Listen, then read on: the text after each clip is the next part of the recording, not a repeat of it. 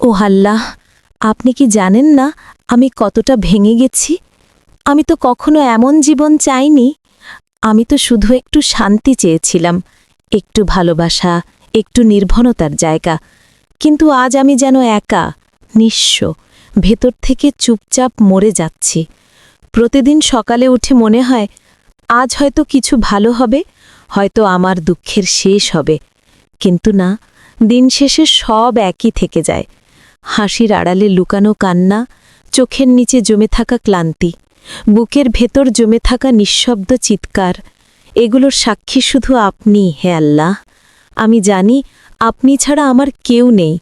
মানুষের কাছে হাজারটা কথা বলতে পারি না, কিন্তু সিজদায় পড়ে আপনার কাছেই বুক খুলে কাঁদি। আমার চোখের জল কেউ বোঝে না, কিন্তু আপনি নিশ্চয়ই বোঝেন।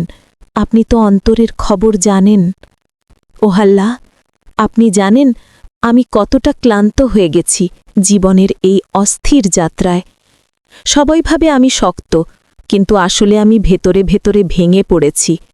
মানুষ শুধু বাহিরটা দেখে, কিন্তু আপনি দেখেন আমার আত্মার ব্যথা। আমি যে কতবার নিজেকে সামলাতে গিয়ে হার মেনেছি আপনি জানেন।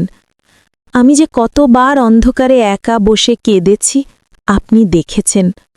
ও আল্লাহ, আপনি কেন এমন পরিস্থিতিতে ফেলেছেন আমাকে? আমি কি এত বড় পাপ করেছি?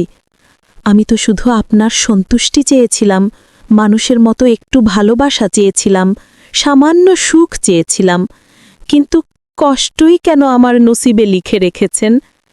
তবু আমি জানি আপনি সর্বশ্রেষ্ঠ পরিকল্পনাকারী। যা কিছু হচ্ছে নিশ্চয়ই কোনো না কোনো ভালো কিছুর জন্যই হচ্ছে।